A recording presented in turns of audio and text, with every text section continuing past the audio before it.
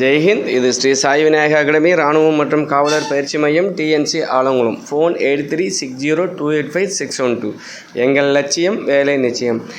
இப்போ நீங்கள் பார்த்துருக்க இந்த வீடியோ வந்து பார்த்தீங்கன்னா இன்றைக்கி 23/5/2026 நடந்த காலையில் 7:15 நடந்த இன்றைக்குள்ள GK army model test number 17.